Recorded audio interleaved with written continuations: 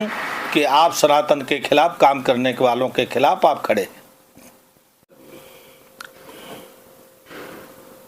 देश बड़ी गंभीर परिस्थिति की ओर जा रहा है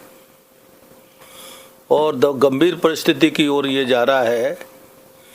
कि निरंतर सनातन विरोधी लोगों की गतिविधि बढ़ रही है और सनातन का संरक्षण करने वाले या सनातन की बात करने वाले लोगों को टारगेट करके उनकी हत्याएं करने की योजनाएं हो रही हैं, हत्याएं हो रही। मैं अभी आपसे ये कहना चाहता हूँ, पिछले दिनों से काली मठ में सनातन विरोधी गतिविधि चलती है हरिद्वार में, जिसको मैंने कई बार उजागर किया है और अब मेरे विश्वस्त सूत्रों से पता लगा है उनकी और प्रशासन की साठगांठ से मेरी हत्या कराने की साजिश चल रही है और उसे मैं पिछले 2 महीने से देख रहा हूँ कि विभिन्न प्रकार के षड्यंत्र किए जा रहे हैं और मेरी अगर कोई कल हत्या होती है,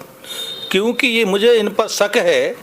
कि इस्लाम के बड़े जिहादियों से कहीं इन्होंने सेटिंग गेटिंग किया है, क्योंकि पिछले कई सालों से इस्लाम के जिहादियों के टारगेट पर हूँ मैं। वो मुझे कई बार धमकियाँ दे चुके हैं, मुझ पर हमला करने का प्रयास कर चुके हैं, मेरी जान से मारने का प्रयास करते हैं। तो मुझे पूरा भरोसा है कि ये प्रशासन और काली मठ के लोग इस काम में सक्रिय हो गए हैं और मेरा आपके माध्यम से कहना है कि अगर सरकार में जरा सी भी संवेदना हो तो मेरी सुरक्षा की चिंता करे और अगर उसको लगता है कि देवभूमि से संतों की हत्या होना जरूरी है तो फिर उनकी बात है। लेकिन मैं आपको कहना चाहता हूं, अगर आज के बाद मेरी अगर हत्या होती है, मेरे खिलाफ कोई काम होता है, तो हरिद्वार का जिला प्रशासन और काली मठ जिम्मेदार होगा। क्योंकि मैंने पिछले दिनों लगातार प्रेस कॉन्फ्रेंस की है, तो प्रेस कॉन्फ्रेंस करने पर धर्म विरोधी लोगों के खिलाफ की है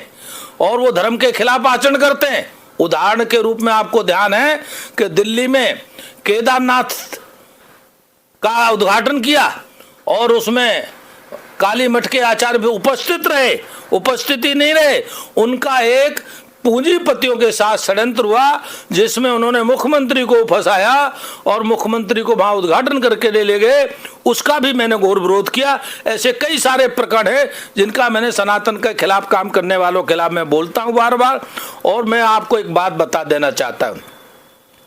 मुझे मरने की चिंता नहीं है, लेकिन जब तक ये शरीर जिंदा है तो इस शरीर का एक एक खून की बूंद सनातन धर्म के काम आएगी। मैं आपको बता देना चाहता हूं, मैं इससे झुकने और डरने वाला नहीं हूं। और रही बात मृत्यु अगर भगवान भोलेनाथ चाहेंगे और हनुमान जी महाराज चाहेंगे तो भाई मैं कुछ कर नहीं सकता, मेरा जितना समय होगा। लेकिन याद रखना, ये इतिहास नया लिखा जाएगा।